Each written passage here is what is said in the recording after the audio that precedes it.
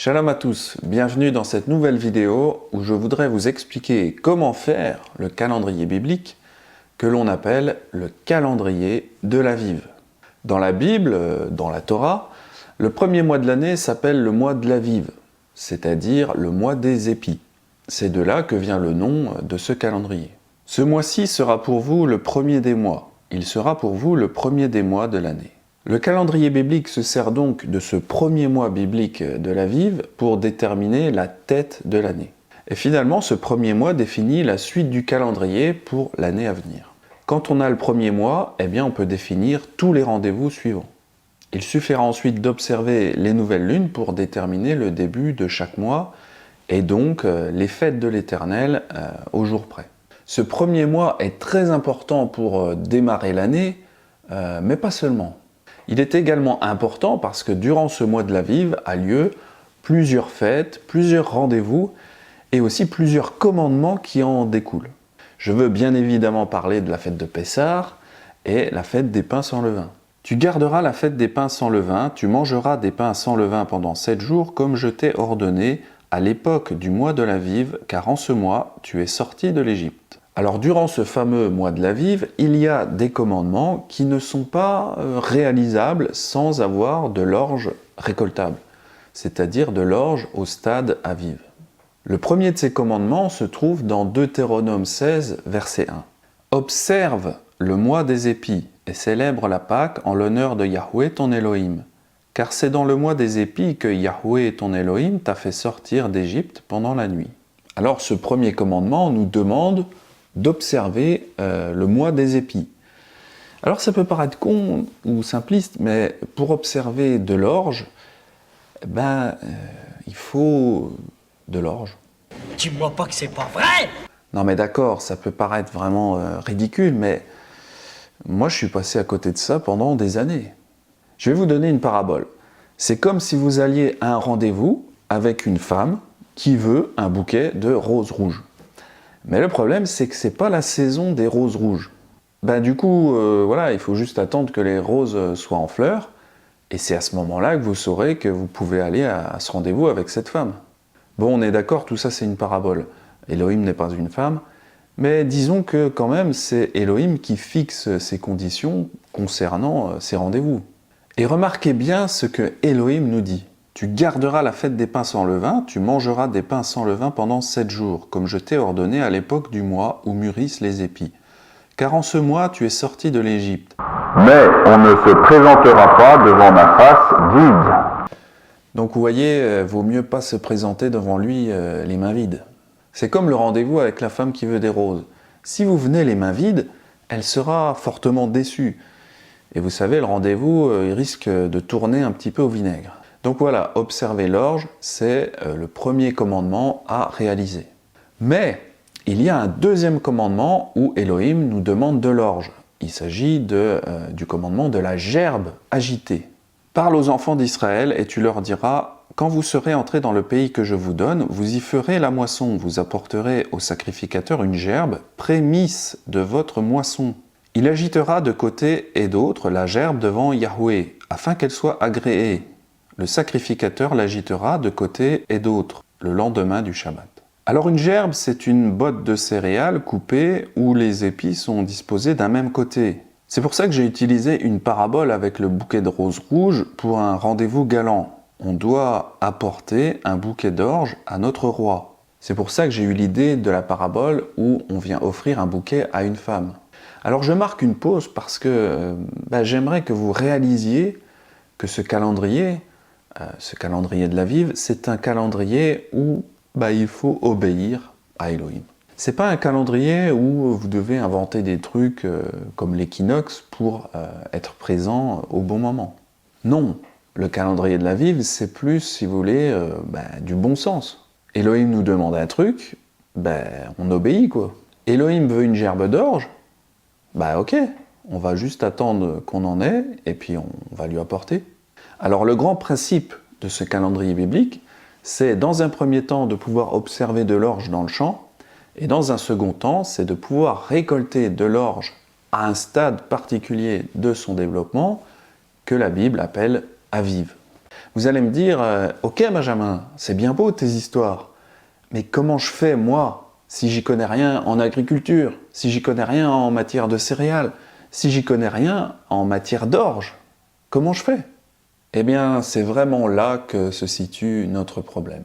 Le peuple d'Élohim est un peuple d'agriculteurs, d'éleveurs, et on est censé savoir faire une moisson. Le problème, c'est que nous autres, aujourd'hui, eh bien, voilà comment on fait nos récoltes.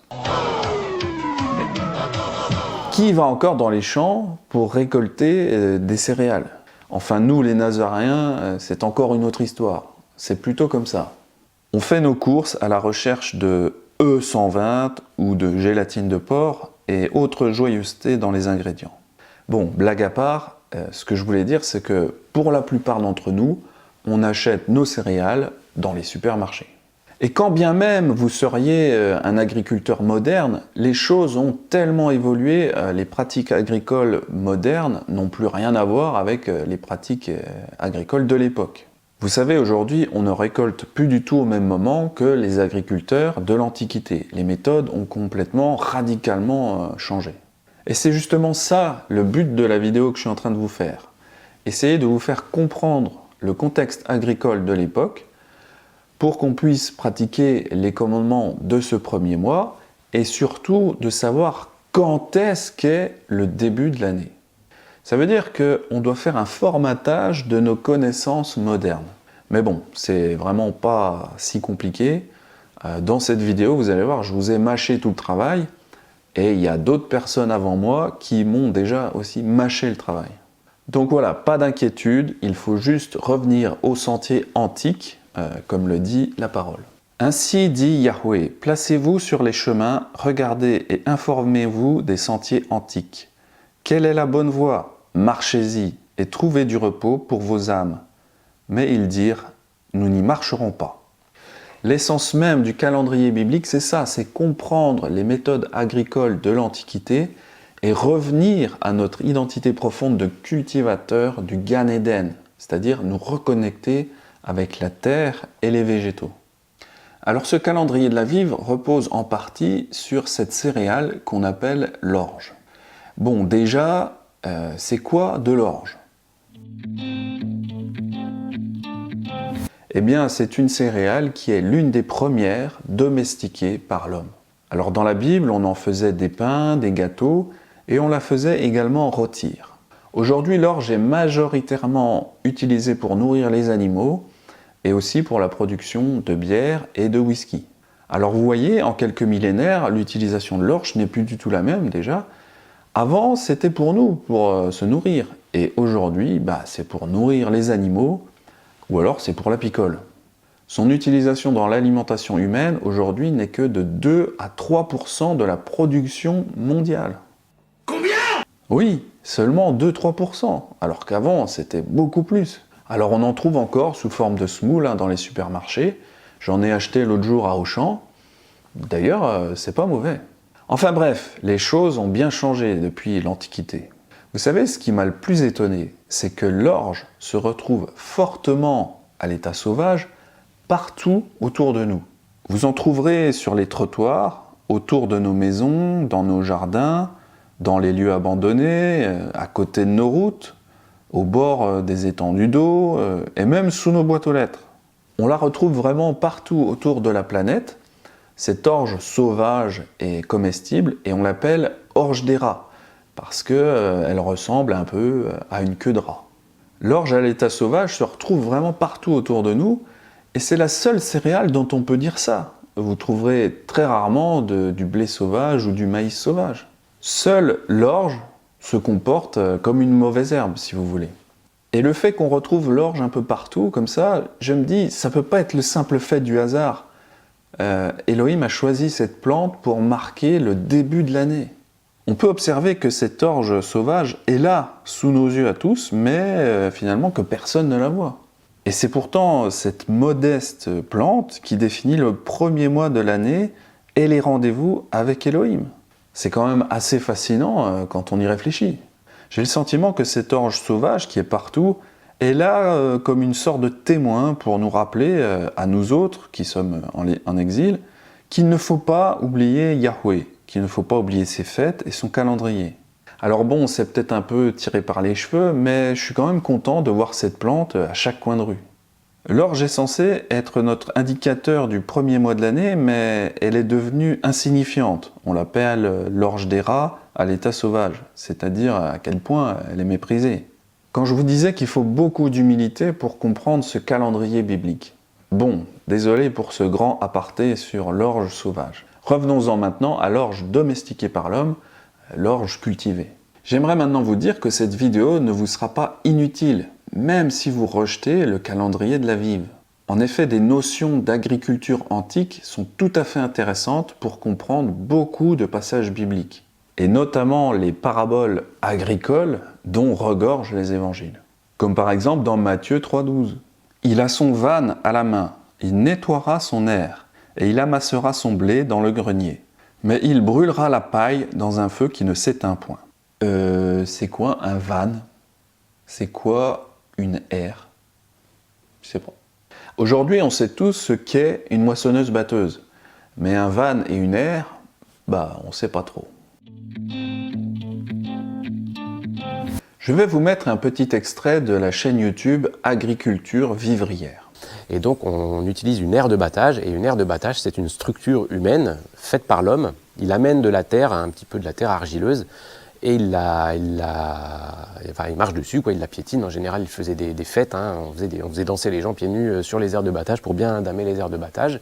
Et donc on se retrouvait avec un sol très dur, on passait un coup de balai pour retirer les poussières, et on pouvait venir battre son blé par terre. Alors il faut savoir que le battage au fléau ne peut pas se faire sur une dalle en béton, parce qu'en fait on va éclater les grains, on va concasser les grains, au lieu de juste les sortir des gerbes, on va les concasser, on va commencer à faire de la farine par terre, donc c'est trop dur, le sol en béton est trop dur. Voilà, donc en gros pour utiliser un fléau, il faut vraiment une aire de battage en terre battue, et ça c'est quelque chose qui s'entretient.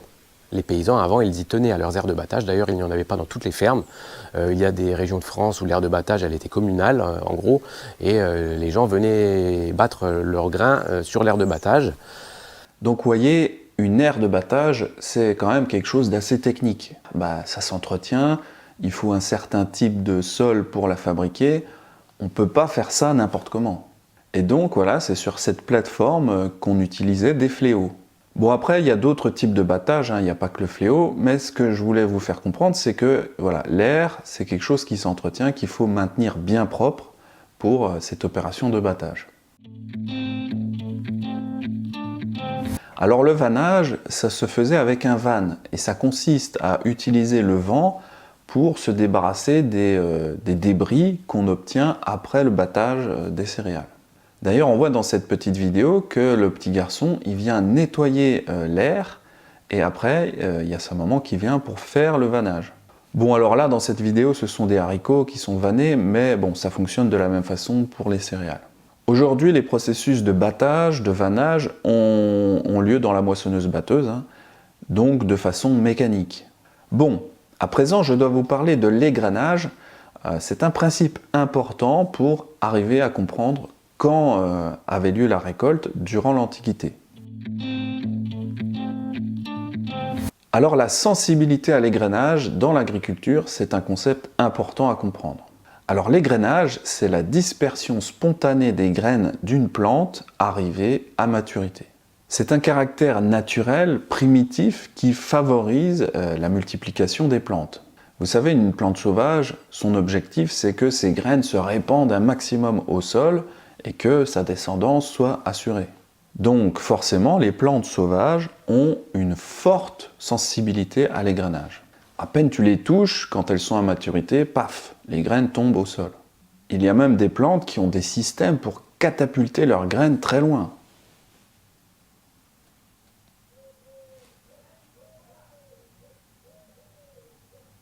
Enfin bref, ce caractère qu'on retrouve chez les plantes sauvages a évolué durant la domestication des céréales par l'homme.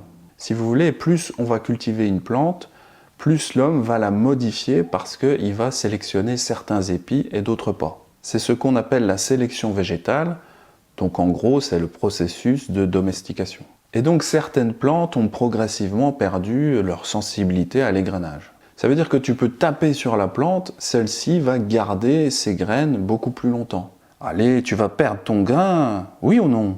Non. Alors encore un concept important à comprendre. Ce qui est important à comprendre, c'est que les céréales ont évolué avec les pratiques agricoles de l'homme. Ce que je veux dire, c'est que les céréales de l'Antiquité ne sont plus les mêmes aujourd'hui. Alors la sélection végétale, c'est simplement le fait de conserver les caractères, les caractéristiques d'une plante qui nous intéressent. Les épis qui perdaient leurs graines trop facilement ont petit à petit été éliminés, puisque les graines forcément tombaient au sol lors de la récolte et donc n'étaient pas réensemencées l'année suivante. Donc voilà, au fil des siècles, on s'est retrouvé avec des céréales qui conservaient de mieux en mieux les graines dans les épis. Mais attention aussi parce que l'homme ne voulait pas que les graines restent trop dans l'épi. Parce que lors de l'opération de battage, l'homme ne voulait pas fournir non plus trop d'efforts pour que les graines tombent. Donc ce processus de sélection s'est aussi réalisé à travers la sélection qu'on faisait lors du battage. Si je prends une gerbe par exemple et que je le bats avec mon fléau, ben, il restera toujours des épis qui vont garder les graines. Ça veut dire qu'ils sont peu sensibles à l'égrenage. Et ces épis qui gardent trop fortement leurs graines ne sont pas réensemencés l'année suivante. Donc c'est comme ça qu'on a une sélection aussi. Donc durant toutes ces années de sélection naturelle, on se retrouve aujourd'hui avec des espèces d'orge. Certaines sont sensibles à l'égrenage et d'autres sont peu sensibles à l'égrenage. En fait, tout dépend de la sélection que l'homme a réalisée. Sur l'échelle de la sensibilité à l'égrenage, vous avez plein de variétés différentes d'orge.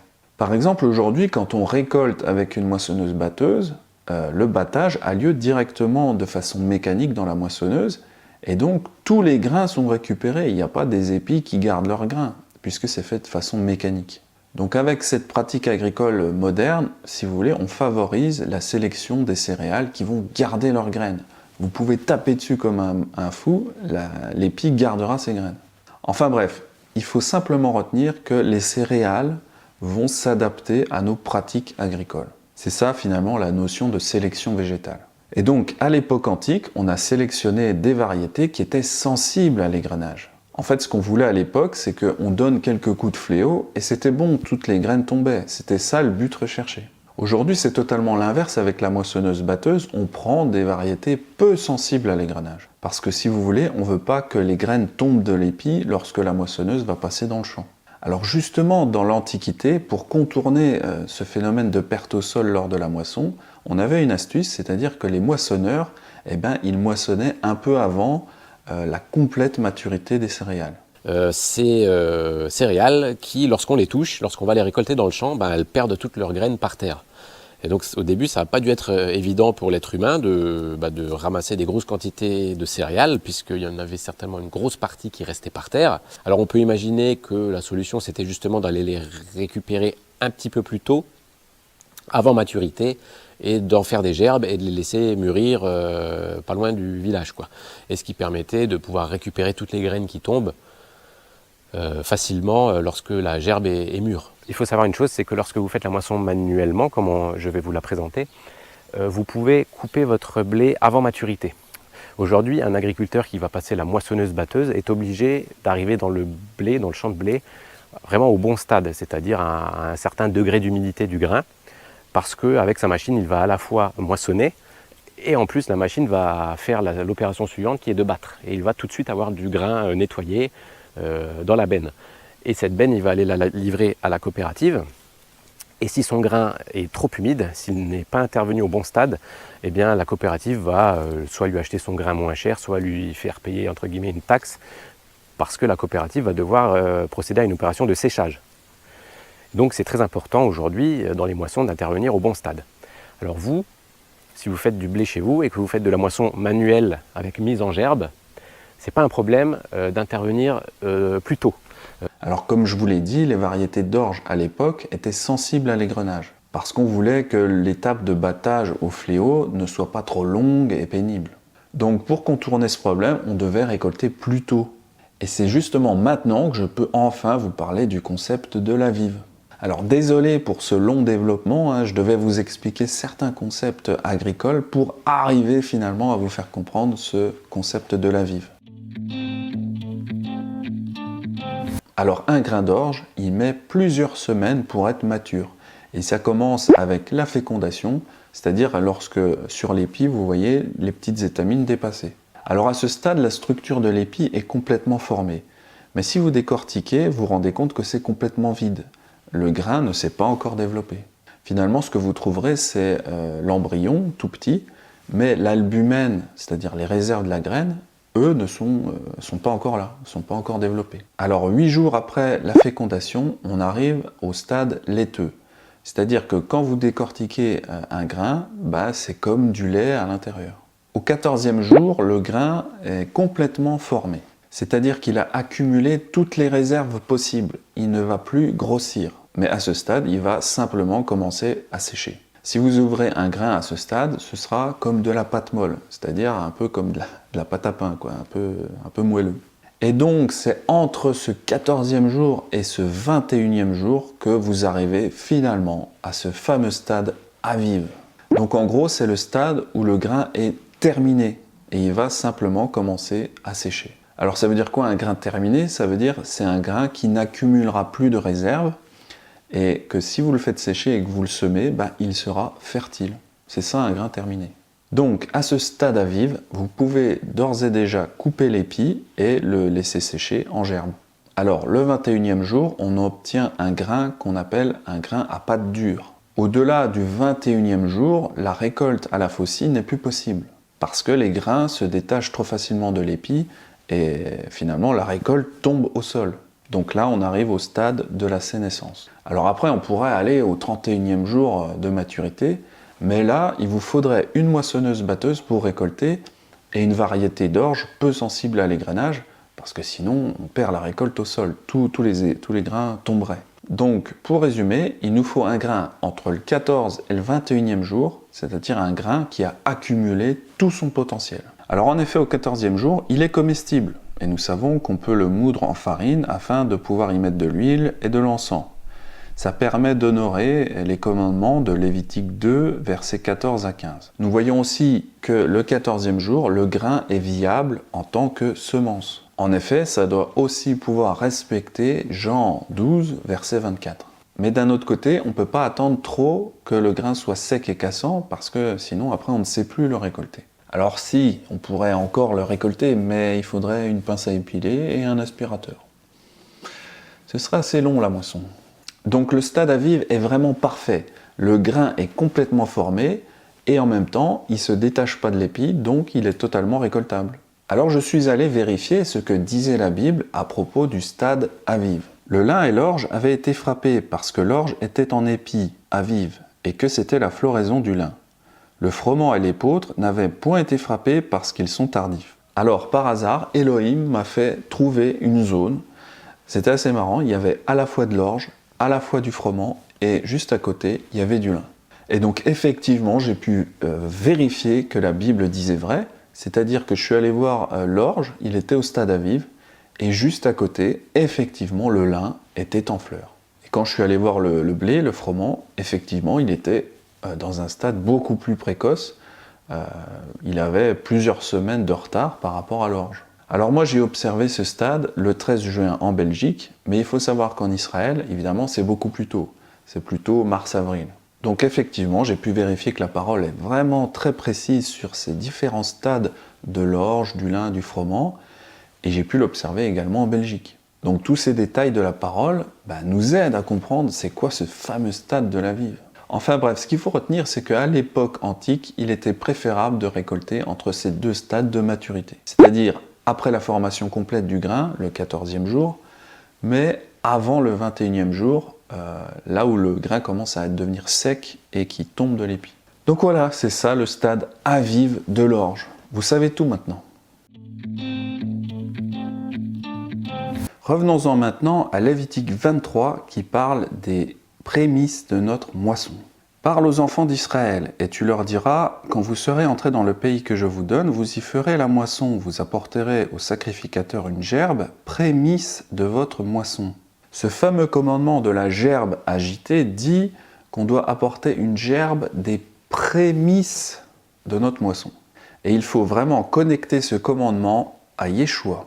Mais maintenant, Mashiach est ressuscité des morts. Il est les prémices de ceux qui sont morts.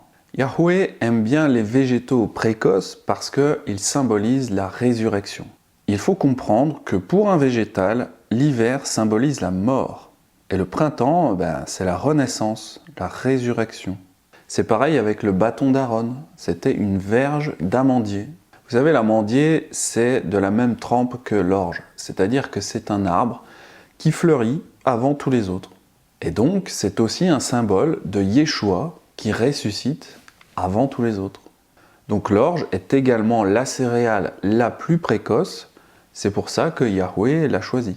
Comme vous le savez tous, la fête de Pessah a lieu durant le mois de l'Aviv, et elle symbolise Yeshua qui est mort et ressuscité. Eh bien, les prémices de l'orge symbolisent cette résurrection.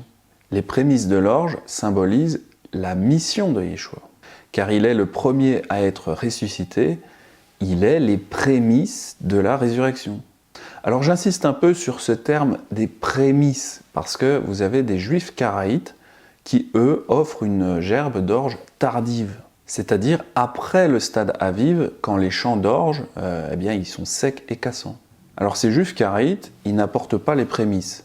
En fait, ils ne s'appuient pas sur Yeshua qui est les prémices de ceux qui sont morts, comme le dit Paul.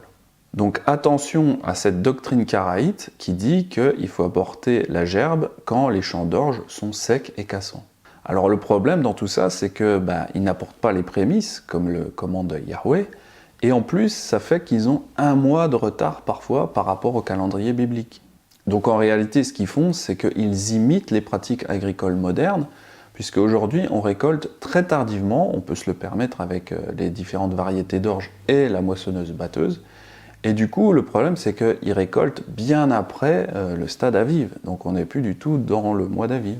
Alors nous qui sommes en Yeshua, nous devons apporter nos prémices, parce que les premiers fruits qu'on récolte sont pour Yahweh, et seulement après peut commencer notre récolte à proprement parler. Bon, en même temps, c'est normal, les Karaïtes ne connaissent pas Yeshua, ne connaissent pas le salut en Yeshua, donc c'est normal qu'ils ne respectent pas ce commandement d'apporter les prémices. Nous, par contre, nous croyons que Yeshua est le premier à être ressuscité d'entre les morts. C'est le premier à s'être présenté, et finalement la gerbe agitée qu'on doit offrir, c'est aussi la première avant la grande récolte. La gerbe des prémices est donc un symbole pour Yeshua qui va ouvrir la route aux autres résurrections, c'est-à-dire la grande moisson qu'on peut observer dans Apocalypse 14. Alors cette idée de prémisse, on la retrouve quand on parle de fruits et légumes primeurs. La définition Larousse de primeur, c'est produit agricole livré à la consommation avant la saison de pleine production. Je pense que vous connaissez tous les pommes de terre qu'on appelle les pommes de terre primeurs. Vous savez, ce sont des petites pommes de terre et on gratte avec l'ongle et la peau est très fine et s'enlève assez facilement. Les fruits et légumes dits primeurs sont généralement très appréciés parce qu'ils sont très tendres et fondants. Et donc c'est tout à fait normal que Yahweh reçoive nos prémices parce que c'est le meilleur de notre production. Alors désolé un peu pour toutes ces digressions, mais ce qu'il faut retenir de ce commandement, c'est quoi ? On doit apporter une gerbe d'orge de nos prémices durant la fête des pains sans levain, c'est-à-dire entre le 15 et le 21e jour du premier mois, c'est-à-dire du mois de l'Aviv. Ça veut dire que pour respecter ce commandement, qu'est-ce qu'on doit faire ? On doit passer du temps à regarder nos parcelles d'orge. Et encore une fois, aujourd'hui, on ne sait plus comment faire. Vous savez, on sait aller dans les rayons d'un supermarché pour regarder les dernières promotions, mais aller dans un champ d'orge pour regarder la maturité, on ne sait plus trop comment faire. Mais pour un agriculteur, faire ça, c'est complètement normal. Même si ce commandement n'existait pas dans la Bible, les agriculteurs de l'Antiquité, ils faisaient ça tout le temps. Et c'est bien normal parce que leur récolte et donc leur survie dépendaient de récolter au bon moment. Ce que je veux dire à travers ça, c'est que le calendrier d'Élohim était adapté à son peuple. Élohim a fait un calendrier facile pour son peuple. Bon, aujourd'hui, c'est nous, le peuple d'Élohim, qui ne sommes plus adaptés au calendrier biblique. Et c'est juste ça qui rend le calendrier biblique difficile aujourd'hui. Mais à l'époque, c'était très facile de suivre ce calendrier. Le calendrier qui attire le plus d'adeptes aujourd'hui, c'est le calendrier d'Enoch. C'est un calendrier un petit peu d'ingénieur. 360 jours comme 360 degrés par exemple. Dans ce calendrier, vous avez des mois de 30 jours pile poil. Vous avez toujours 12 mois. C'est un calendrier très carré, très prévisible. C'est un peu comme quand on va au supermarché aujourd'hui. Tout est facile, tout est carré. Vous avez vos céréales dans des boîtes carrées tous les jours, qu'il pleuve, qu'il vente ou qu'il neige. Alors qu'une plante dans un champ, ça c'est totalement imprévisible. Les adeptes du calendrier d'Enoch font leur observation de l'équinoxe de façon scientifique pour déterminer le début de l'année. C'est l'équinoxe qui détermine le début de l'année pour eux. Alors une question qu'on peut se poser, c'est comment font-ils pour respecter ce commandement de la gerbe d'orge s'ils n'observent pas la maturité de l'orge? Enfin bref, ce que je veux dire à travers ça, c'est que la majorité des Nazaréens aujourd'hui, eh bien, on n'est plus des paysans, on n'est plus des agriculteurs. Avec le calendrier d'Enoch, certains Nazaréens aujourd'hui se sont fait un calendrier qui leur correspond. Tu demandes à un paysan hébreu de déterminer l'équinoxe, il sera complètement paumé le gars. Par contre, tu lui demandes de déterminer quand est-ce que l'orge est récoltable, là ils connaissaient leur affaire. Et c'est pour ça que Yahweh a donné ce calendrier biblique, parce que c'est un calendrier adapté à son peuple. Aujourd'hui, pour faire le calendrier d'Enoch ou faire le calendrier de la Tekoufa, il faut minimum Bac+7. Ça devient tellement compliqué. Bon, revenons-en à ce commandement de la gerbe des prémices. Donc, avant que la récolte d'orge ne commence, chacun devait offrir sa gerbe d'orge au sacrificateur durant la semaine des pains sans levain. L'historien Flavius Joseph raconte comment les Juifs de l'Antiquité faisaient. Ils offrent les prémices de leur orge, et cela de la manière suivante. Ils prennent une poignée d'épis. Donc voilà, il fallait juste une poignée, c'est-à-dire une petite quantité. Ils les font sécher. Ce passage nous dit qu'il fallait faire sécher l'orge. Et donc ça nous confirme bien que l'orge était au stade aviv, c'est-à-dire encore un peu verte, encore un peu tendre. Ensuite, ils les battent petit à petit et ils purgent l'orge du son. Bon là, ce sont les étapes classiques de l'ère de battage, et après il y a le vannage, c'est-à-dire qu'on se débarrasse du son, c'est-à-dire de l'enveloppe du grain. Alors évidemment, ce sont des choses qu'on ne fait plus aujourd'hui, puisque toutes ces étapes de battage, de vannage, sont faites instantanément par la moissonneuse-batteuse, de façon mécanique. Encore une fois, la parole d'Élohim ne parle pas de moissonneuse-batteuse.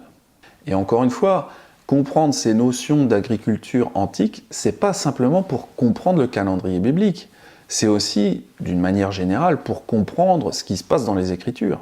Bon, je continue la lecture de Flavius Joseph. Puis ils apportent un dixième à l'autel, à Elohim, et en jettent une poignée sur le feu. Ils laissent le reste à l'usage du prêtre. Et après cela, c'est qu'ils peuvent récolter publiquement ou en privé leur moisson. Flavius Joseph, Antiquité judaïque, livre 3, chapitre 10. Donc voilà, encore attention à cette doctrine karaïte qui dit qu'on doit apporter l'orge quand le champ est sec et cassant.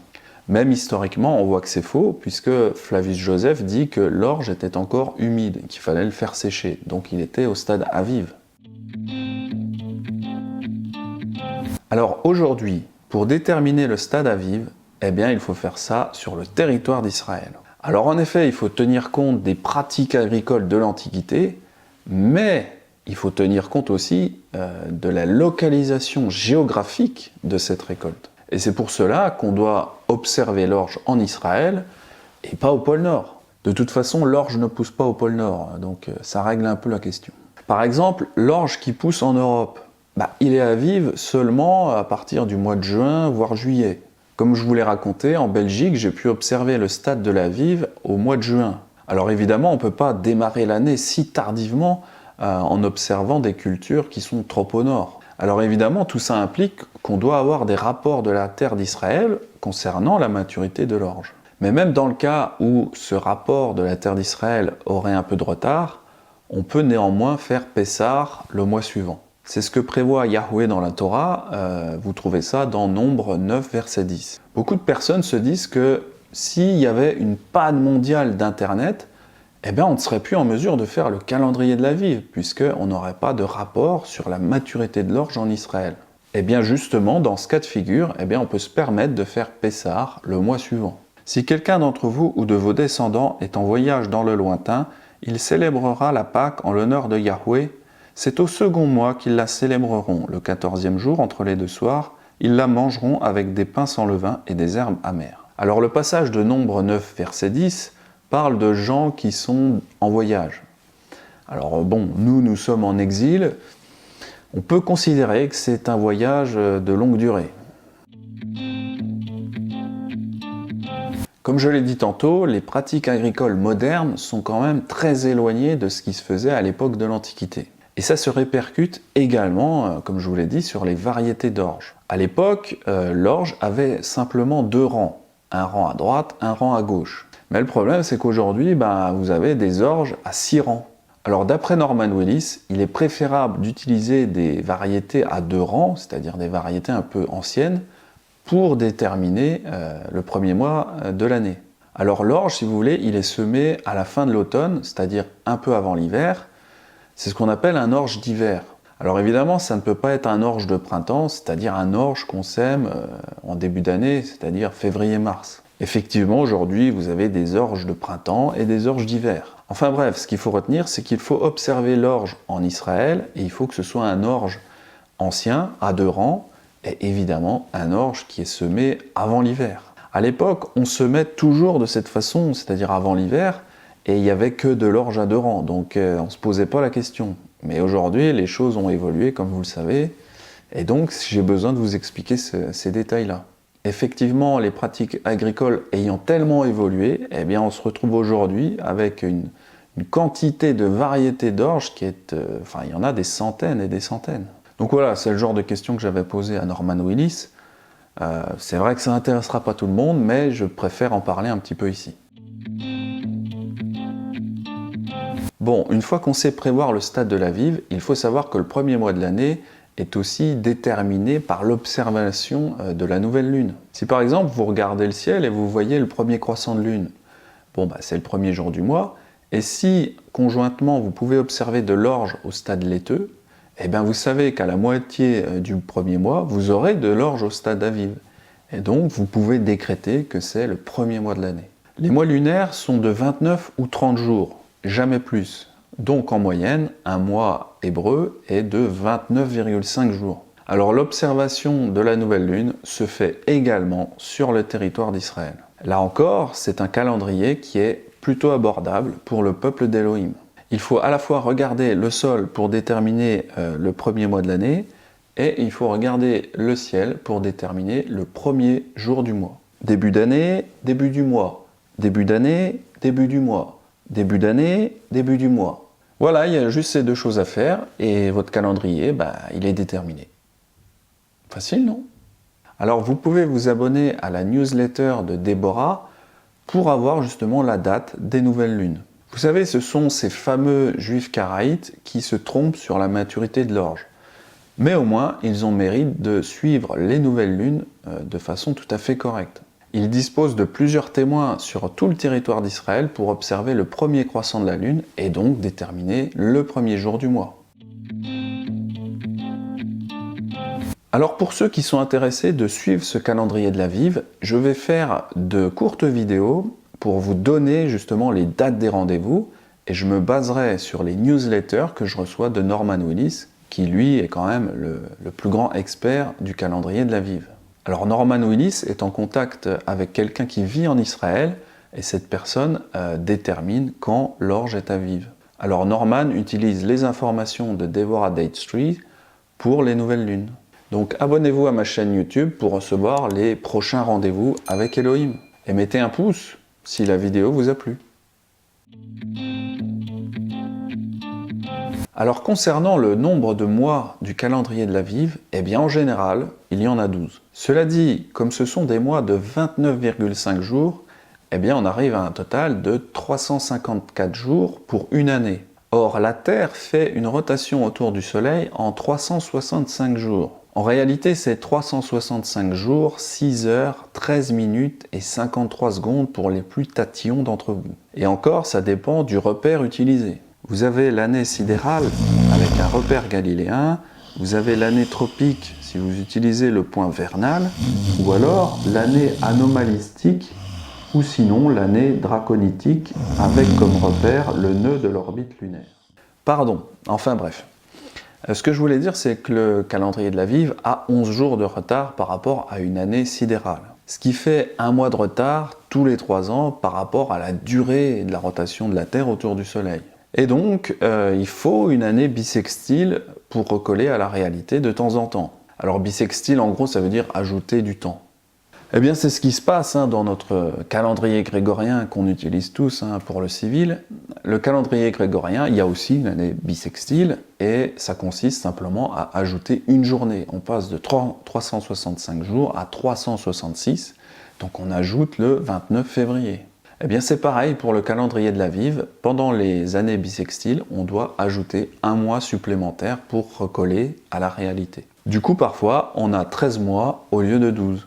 Mais encore une fois, tout ça dépend de l'observation de la maturité de l'orge. Alors évidemment, ceux du calendrier d'Enoch vont vous montrer ces 2 versets. Salomon avait 12 intendants sur tout Israël. Il pourvoyait à l'entretien du roi et de sa maison, chacun pendant 1 mois de l'année. En gros, il y avait un intendant par tribu, parce qu'il y a 12 tribus en Israël. Ceux d'Enoch vont aussi vous montrer ce verset-là. Au milieu de la place de la ville et sur les 2 bords du fleuve, il y avait un arbre de vie produisant 12 fois des fruits, rendant son fruit chaque mois et dont les feuilles servaient à la guérison des nations. Donc voilà, il y a ces 2 versets qui semblent dire qu'il y a une année de 12 mois. Alors ceux du calendrier d'Enoch ne sont pas contre le fait de rajouter du temps dans leur calendrier, puisque eux aussi le font, pour recoller à une année sidérale. Mais pour eux, on ne peut pas intercaler un mois entier.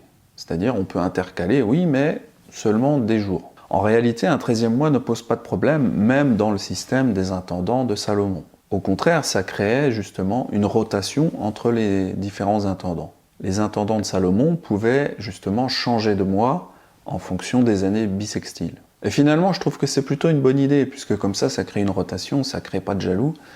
Les intendants changeaient de mois en fonction des années bissextiles. Du coup, tous les intendants pouvaient faire Pessah, par exemple, puisqu'il y avait une rotation. D'autre part, il faut savoir que le chiffre 12 dans la Bible est souvent utilisé de façon symbolique. Par exemple, dans la Bible, c'est toujours écrit les 12 tribus d'Israël. On ne parlera jamais des 13 tribus d'Israël. Alors on sait que c'est dit de façon symbolique, parce que parfois, il y avait vraiment 13 tribus.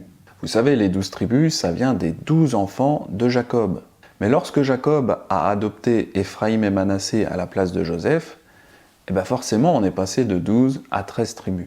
Évidemment c'est plutôt évident, mais ce que je veux vous dire, c'est que les Écritures ont continué à parler de 12 tribus, et non de 13. Alors en effet, le chiffre 12 a une forte symbolique, même si concrètement il y en avait 13. Joseph étant maintenant représenté par ses 2 fils, Éphraïm et Manassé. Alors concernant le verset dans Apocalypse qui parle des 12 fruits, et donc suggère 12 mois dans une année, alors ce verset, il faut faire attention puisqu'il est dit dans un certain contexte. Alors en effet, le contexte de ce verset parle d'une nouvelle terre et de nouveaux cieux. Et donc c'est possible que l'année ne soit plus la même que celle que nous connaissons actuellement. En effet, Elohim a modifié certaines constantes astronomiques dans le monde dans lequel on vit. Vous avez 2 versets qui en parlent.